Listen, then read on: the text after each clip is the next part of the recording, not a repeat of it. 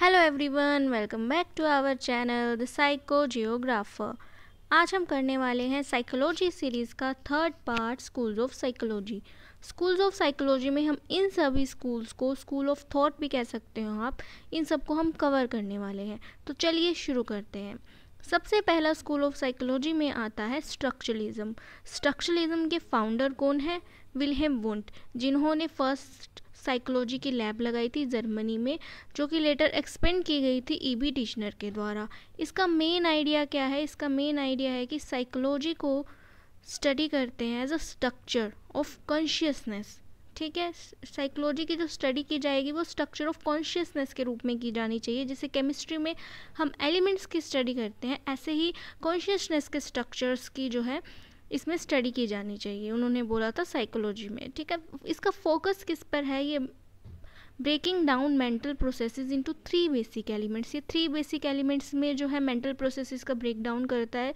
First है sensation. Sensations का मतलब है जो हमारी परसेप्शन से रिलेटेड है। सेकंड है इमेज। इमेज जो हमारे आइडियाज से रिलेटेड है। फीलिंग्स जो हमारे इमोशंस से रिलेटेड है। इसका फोकस इन 3 चीज़ों पर होता है। इसमें मेथड यूज़ किया गया है इंट्रोस्पेक्शन, जो कि हमने प्रीवियस वीडियो में मेथड पढ़ा चुकी हूँ मैं, इंट्रोस्पेक्शन मेथड। ठीक है, जो कि विलियम वुंट और ईबी टिश्नर ने मिलकर ही प्रपाउंड किया था। इसका एग्जांपल है, if a person looks at a rose, structuralist ask what are the sensations. ठीक है, अगर रोज़ दिखा करके उसे पूछेंगे स्ट्रक्चरलिस्ट की सेंसेशंस क्या है, लाइक आपका परसेप्शन क्या है, आप आइडिया क्या सोचते हो इसके बारे में, इमोशन क्या है। ठीक है, जैसे कि रेड, उन्होंने क्या कहा, सेंसेशन उनको फील किया ये रेड कलर का है, ये राउंड है, सॉफ्ट पेटल्स हैं, एंड फीलिंग कैसी है, उनको प्लीजेंट है, काम है, ये आ गया थी इसमें। तो स्ट्रक्चरलिज्म ऐसे वर्क करता है। इसमें कंट्रीब्यूशन इस स्ट्रक्चरलिज्म का साइकोलॉजी में क्या रहा है कि ये सबसे first organise school of psychology है जिसने साइकोलॉजी को एक सेपरेट साइंस के रूप में लाकर सामने खड़ा किया था। इसका क्रिटिसिज्म भी किया गया था कि ये बहुत ज़्यादा सब्जेक्टिव था और जो इग्नोर करता है अनकॉन्शियस पर्पस ऑफ माइंड को। उसके बाद हम बात करते हैं फंक्शनलिज्म की। फंक्शनलिज्म के प्रपाउंड करने वाले फाउंडर कह लीजिए वो है विलियम जेम्स, जो कि यूएसए से थे। इसका टाइम पीरियड है लेट 90th से लेकर अर्ली 20th सेंचुरी तक। इसका मेन आइडिया क्या था? Mind should be study in terms of its functions, how its helps human adapt to environment. Structures क्या कहते हैं कि माइंड की स्टडी की कैसे की जानी चाहिए? स्ट्रक्चर्स के तौर पर। और फंक्शनलिज्म वाले क्या कहते हैं? फंक्शनलिज्म वाले कहते हैं माइंड की स्टडी की जानी चाहिए इसके फंक्शन के टर्म्स में। ठीक है, कि कैसे ह्यूमन माइंड जो है अडेप्ट करता है एनवायरनमेंट को, उसमें क्या क्या फंक्शंस आते हैं, उसको उसकी स्टडी की जानी चाहिए। ये इन्फ्लुएंस था, डार्विन की थ्योरी थी इवैल्यूएशन की, उससे इन्फ्लुएंस करके होकर के फंक्शनलिज्म को इन्वेंट किया गया था। इसके की कंसेप्ट में आ जाते हैं कि फोकस करता है why and how of mental processes, क्यों और कैसे। ठीक है, नॉट जस्ट स्ट्रक्चर। स्ट्रक्चरलिज्म में क्या था कि वो स्ट्रक्चर पर फोकस करते हैं, लेकिन फंक्शनलिज्म जो है वाई एंड हाउ का आंसर भी फाइंड करता है। Studied learning, motivation, habits, emotions, education. क्या क्या स्टडी करता है? Learning, motivation, habits, emotion, education. इसमें जो मेथड यूज़ किया गया था वो ऑब्जर्वेशन मेथड यूज़ किया गया है, एक्सपेरिमेंट मेथड यूज़ किया गया है और इंट्रोस्पेक्शन मेथड भी यूज़ किया जा सकता है। इसने कंट्रीब्यूशन क्या दिया था कि शिफ्टेड साइकोलॉजी टुवर्ड्स एप्लीकेशन। ठीक है, तो इन्होंने इस स्कूल का कंट्रीब्यूशन क्या रहा है कि इसने साइकोलॉजी को शिफ्ट कर दिया था अप्लाइड साइकोलॉजी के, कह सकते हैं आप एक तरह से, education, child development and work psychology की तरफ। इसका क्रिटिसिज्म भी हुआ कि ये बहुत टू ब्रॉड है एंड लेक क्लियर मेथडोलॉजी। इसमें कोई भी मेथडोलॉजी जो है वो क्लियर ही नहीं है कि क्या करना है भाई, समझ ही नहीं आ रहा, कैसे होगा, प्रोसेस क्या होगा, वो सिस्टम समझ में नहीं आया था ठीक से, तो इसलिए इसका क्रिटिसिज्म किया गया था। उसके बाद आता है बिहेवियरिज्म। बिहेवियरिज्म को जो फाउंडर हैं वो जे.बी. वटसन रहे हैं, जॉन बी वटसन, जिसको लेटर एक्सपेंड किया गया था B.F. स्किनर द्वारा। इसका टाइम पीरियड रहा है अर्ली 20th सेंचुरी। इसका मेन आइडिया क्या है? Psychology should observable behaviour only. Psychology की स्टडी में क्या किया जाना चाहिए कि बिहेवियर को ही ऑब्जर्व किया जाना चाहिए, उसी के बेस पे पूरी साइकोलॉजी की स्टडी होनी चाहिए।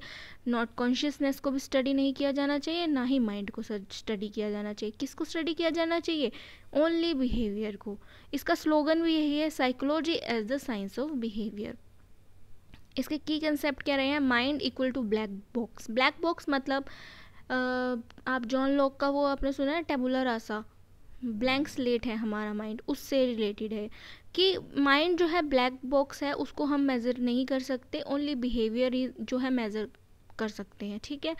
Learning occurs through conditioning. Behaviourism वाले क्या कहते हैं कि लर्निंग सिर्फ कंडीशनिंग होती है तभी हम लर्निंग होती है। जैसे कि लर्निंग पेवलोव ने दी थी क्लासिकल कंडीशनिंग वाली, और ऑपरेंट कंडीशनिंग दी थी स्किनर ने चूहे वाली। तो वो बोलते हैं कि लर्निंग जो है ओनली कंडीशनिंग के बेस पर ही हो सकती है। Behaviour is influenced by environment not heredity alone. तो ये बात तो सही है कि हमारा बिहेवियर जो है आसपास के एनवायरनमेंट से ही इन्फ्लुएंस होता है, ना केवल हमारी हेरिडिटी से, हेरिडिटी यानी वंशानुक्रम से, ठीक है। इसमें मेथड क्या यूज़ किया गया था? एक्सपेरिमेंट। इसमें एनिमल्स पे एक्सपेरिमेंट्स किए गए, ह्यूमंस पे एक्सपेरिमेंट किए, जैसे पेवलोव का कुत्ता, स्किनर बॉक्सा चूहे वाला, वो सब इसमें एक्सपेरिमेंट किए गए। इसका क्रिटिसिज्म क्या किया गया कि ये इग्नोर करता है मेंटल प्रोसेसेस को, इमोशंस को, क्रिएटिविटी को, फ्री विल को। अब सही बात है कि अब आप हर किसी पे एक्सपेरिमेंट तो नहीं कर सकते। आपने जैसे पेवलोव ने कुत्ते पर एक्सपेरिमेंट किया, स्किनर ने चूहे पर एक्सपेरिमेंट किया, आप वो सभी एक्सपेरिमेंट जो ह्यूमन पे थोड़ी ना करेंगे। It's not the right way ना। तो आप सब चीज़ों का एक्सपेरिमेंट नहीं कर सकते, तो इसीलिए इसको क्रिटिसिज्म भी मिला है। इसमें कंट्रीब्यूशन क्या है? ये एक जो है साइकोलॉजी को एक साइंटिफिक वे की तरफ ले गया है, क्योंकि इसमें एक्सपेरिमेंट्स के थ्रू ही ज़्यादा बिहेवियर को इन्होंने ऑब्जर्व किया है। Objective methods, major influence in education, behaviour modification and therapy वगैरह को भी इसमें इन्वॉल्व किया गया था। ये इसका मेजर कंट्रीब्यूशन रहा है। अब आता है गेस्टाल्ट। गेस्टाल्ट वाले क्या बोलते हैं कि the whole is greater than the sum of its parts, कि हम किसी भी चीज़ को पार्ट्स में नहीं समझते, पूरा होल एक साथ समझते हैं, इस टाइप से उन्होंने बोला था। इसके फाउंडर रहे हैं Max Wertheimer, Kurt Koffka, Kohler etcetera. इसका मेन आइडिया अभी मैंने आपको बताया, the whole is greater than the sum of its parts. Focus क्या है इसका? परसेप्शन पे, प्रॉब्लम सॉल्विंग पे, लर्निंग पे। इसके की कंसेप्ट क्या है? Human perceive object as organised wholes not isolated parts, कि ह्यूमन जो है परसीव करता है ऑब्जेक्ट्स को एज अ होल। गेस्टाल्ट वालों का मानना है ये कि नॉट आइसोलेटेड पार्ट्स में नहीं करते, वो किसी को समझते, किसी भी चीज़ को कैसे एज अ होल समझते हैं ह्यूमन। इन्होंने क्या दिया? इंसाइट लर्निंग दी थी। कॉलर का चिंपैंजी एक्सपेरिमेंट पता है आपको? नहीं पता तो हम आगे आगे थ्योरी में पढ़ेंगे कि एक चिंपैंजी होता है, वो उसके सामने स्टिक रख दी जाती है, बनाना रख दिए जाते हैं, लेकिन बनाना को इतने ऊंचे लेवल पर बांध दिया जाता है कि वो नहीं पहुंच सकता उधर तक, तो वो स्टिक्स को जोड़ करके और फिर बनाना तक पहुंचता है, ऐसा था। तो कॉलर का मानना था इंसाइट लर्निंग में क्या होता है कि हमें सडन रियलाइजेशन होता है कि हमारे पास, उसे भूख लगी है। अब भूख लगने के लिए कुछ ना कुछ तो एफर्ट्स करेगा जब उसको खाना दिख रहा है। तो जब हमें कोई चीज़ ऐसे चाहिए रहती है ना, तो हमारा माइंड ज़्यादा वर्क करता है, तो उससे रिलेटेड है इंसाइट लर्निंग, ठीक है। Sudden realisation of problem solving, इसमें क्या होता है? सडन रियलाइजेशन होता है कि हाँ ऐसे करूँगा तो ऐसे प्रॉब्लम मेरी सॉल्व हो जाएगी। लॉज ऑफ परसेप्शन रहे हैं इसमें, similarity, proximity, closure, continuity, figure ground. ये सब आगे आपको गेस्टाल्ट का जब हम थ्योरीज पढ़ेंगे, लर्निंग थ्योरीज, उसमें मैं आपको समझाऊंगी।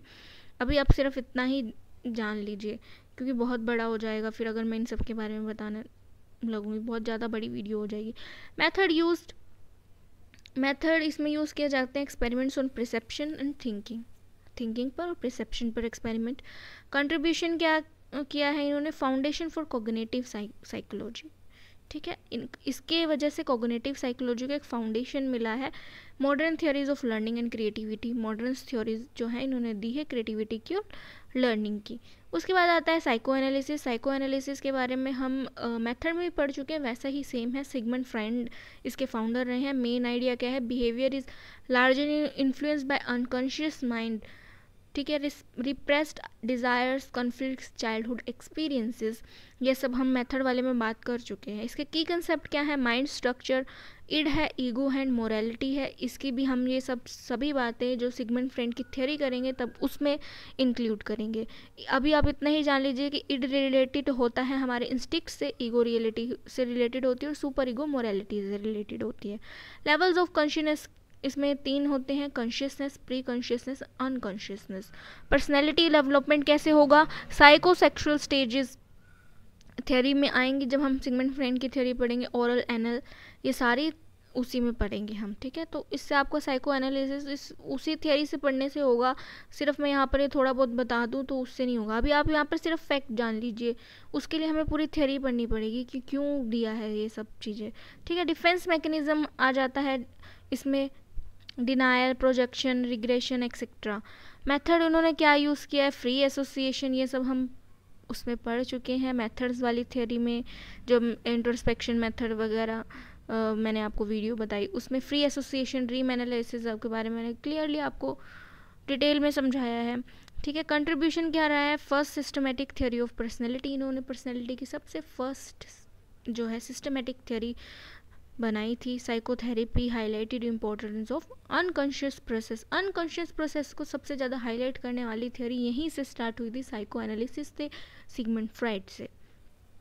तो नेक्स्ट आते हैं ह्यूमनिस्टिक अप्रोच जो है या ह्यूमनिस्टिक स्कूल जो है, उसके फाउंडर रहे हैं Abraham Maslow, Carl Rogers. Main idea क्या है, psychology should study the whole person with emphasises on free will, personal growth and self actualisation. कि साइकोलॉजी की स्टडी कैसे की जानी चाहिए, होल पर्सन की, उसकी फ्री विल पर, उसकी पर्सनल ग्रोथ से रिलेटेड, उसके सेल्फ एक्चुअलाइजेशन से रिलेटेड होनी चाहिए। की कंसेप्ट उन्होंने क्या बताए हैं कि humans are inherently good and motivated towards growth. सभी इंसान क्या होते हैं, अच्छे होते हैं और मोटिवेट होते हैं टुवर्ड ग्रोथ की तरफ। मैस्लो की हायरार्की और नीड्स की थ्योरी में हम पढ़ेंगे पूरा, साइकोलॉजिकल नीड्स पढ़ेंगे, safety needs, love, belonging, esteem and self actualisation, ये सब जो है मैस्लो ने अपनी थ्योरी में बात की है। और क्लाइंट सेंटर्ड थेरेपी की बात करते हैं, वो रॉजर्स हैं, जिसमें एम्पैथी आ जाता है, अनकंडीशनल पॉजिटिव रिगार्ड आ जाता है। मतलब कि ह्यूमनिस्टिक में क्या है कि आपको ह्यूमन क्या है, भगवान है भाई पूरा, एक तरह से सब कुछ पॉजिटिव सोचता है ना। तो ह्यूमनिस्टिक अप्रोच में यही सब आएगा। मेथड इसमें क्या यूज़ किए जाते हैं, interviews, therapy sessions, qualitative methods. Criticism क्या होगा, इसका क्रिटिसिज्म भी इसी वजह से होता है कि टू आइडलिस्टिक है, इतने ह्यूमन नहीं होते आइडलिस्टिक जितना ये सोच रहे हैं। लैक साइंटिफिक नॉलेज आएगा यहाँ पे, मतलब जो साइंटिफिक इन्होंने कुछ भी एक्सपेरिमेंट नहीं किया, आपको साइंटिफिकली कुछ भी प्रूव नहीं किया, सिर्फ बता दिया ऐसे कि ऐसा नहीं हो सकता, ह्यूमन इतने आइडियलिस्टिक हो ही नहीं सकते जितना ये बता रहे हैं। और ये क्या करता है, इग्नोर्स बायोलॉजी को इग्नोर्स करता है। कंट्रीब्यूशन क्या रहा है, इन्फ्लुएंस, एजुकेशन को इन्फ्लुएंस किया है, काउंसलिंग, पॉजिटिव साइकोलॉजी, क्योंकि ये सब कुछ पॉजिटिव ही सोचते हैं तो पॉजिटिव साइकोलॉजी को इन्होंने कॉन्ट्रीब्यूशन किया है, और पर्सनल डेवलपमेंट का इन्होंने कॉन्ट्रीब्यूशन किया। उसके बाद आ जाता है नेक्स्ट एंड लास्ट, कोग्निटिविज्म। कोग्निटिव का मतलब आपको पता ही है, सोचना, थिंकिंग, मतलब आप माइंड का यूज़ करते हैं, जिसमें संज्ञान बोलते हैं इसे हिंदी में। इसके फाउंडर है जीन पियाजेट, सबसे इम्पॉर्टेंट साइकोलॉजिस्ट जिन्होंने थ्योरी दी है तो कोग्निटिविज्म की ही, कौन सी, कोग्निटिव साइकोलॉजी, ठीक है। तो जीन पियाजेट आ जाएंगे इसमें, चॉम्स्की आ जाएंगे, लैंग्वेज वाले, और मिलर आ जाएंगे। मेन आइडिया का क्या रहा है इसका, psychologist should study mental processes. मैंने अभी आपको बोला कि mental process, thinking, memory, problem solving, language, decision making पर ये बात करते हैं। इनका जो मेन आइडिया था वो इसी से रिलेटेड था। एनालॉजी क्या रही है इनकी कि mind work like a computer, mind कैसे वर्क करता है, कंप्यूटर की तरह वर्क करता है। इनपुट देते हैं, प्रोसेस होता है, फिर हमको आउटपुट मिलता है, जैसे कंप्यूटर में मिलता है ऐसे हमारा माइंड भी काम करता है ऐसे। इनके की कंसेप्ट्स क्या रहे हैं, information processing models, schema theory, studies, perception, attention, memory, intelligence, learning, reasoning. ये सब आपको मैं फिर से रिपीट कर रही हूँ यही बात कि थ्योरी जब हम करेंगे तभी समझ में आएगी। अगर मैं यहाँ पर ये सब बताऊँगी तो आपको ठीक से समझ में नहीं आएगा। अगर किसी ने साइकोलॉजी पहले से पढ़ी हुई है, अगर मैं थोड़ा सा बताऊंगी तो उनको क्लियर हो जाएगा। स्कीमा क्या होता है कि हमारे माइंड में जो है कुछ चीज़ें जो हैं, नॉलेज रहती है माइंड में, पार्ट ऑफ नॉलेज, उसे बोलते हैं स्कीमा, मेंटल फ्रेमवर्क्स, ठीक है। किसी भी चीज़ के बारे में नॉलेज जो हमारे माइंड में पहले से रहती है उसे स्कीमा बोलते हैं। ठीक है। तो स्कीमा थ्योरी है, मेथड क्या यूज़ किया जाता है इसमें, experiments, cognitive task, computer simulation, brain imaging, ये सब इसमें मेथड्स यूज़ किए गए हैं। क्रिटिसिज्म इसका इसलिए हो गया, sometimes ignore emotions and social factors. ये क्या है कि माइंड पर ही ज़्यादा जोर देता है, थिंकिंग, मेमोरी, क्रिटिकल थिंकिंग, पूरा माइंड पर जोर देता है, इमोशंस को निगलेक्ट कर देता है। कई बार नहीं भी मन होता है हमारा ये सब चीज़ें करने का, हमारे इमोशंस इफ़ेक्ट करते हैं हमारे माइंड को, ये आपको सबको पता है। तो उन्होंने इमोशंस को है जो इग्नोर किया है, सोशल फैक्टर को इग्नोर किया है, जो कि मेन रहता है किसी की भी लाइफ में। ठीक है। कंट्रीब्यूशन उन्होंने क्या किया है, foundation of AI, education, cognitive therapy and neuroscience. तो ये थे हमारे स्कूल्स ऑफ साइकोलॉजी। अभी आपको सिर्फ इनमें फैक्ट ही याद करने पड़ेंगे, बिकॉज इनमें जो की कंसेप्ट रहे हैं वो थ्योरी से रिलेटेड है। वो थ्योरी की जब आप समझ लेंगे तभी आपको उनका ये सब में समझ में आएगा की कंसेप्ट्स, उससे पहले आपको ये समझ में नहीं आएगा। इसलिए आपको एज अ फैक्ट से इनको लर्न करना पड़ेगा, बिल्कुल एज इट इज़ जैसे मैंने बताया है। पूरा फर्दर एक्सप्लेन किया जाएगा थियरीज़ में, तो आपको ये स्कूल्स जो हैं बहुत इजीली क्लियर हो जाएंगे। अभी आप सिर्फ इनको ऐसे ही पढ़ लीजिए, मेन याद कर लीजिए कि क्या क्या उन्होंने कंसेप्ट दिए हैं, क्या क्या कंट्रीब्यूशन किया है, क्या क्या मेथड्स यूज़ किए हैं अपने स्कूल्स में। ठीक है। तो आज के लिए इतना ही, मिलते हैं नेक्स्ट वीडियो में, नेक्स्ट पार्ट में। तब तक के लिए आप मेरे चैनल को लाइक, शेयर एंड सब्सक्राइब ज़रूर करिएगा। Thanks for watching.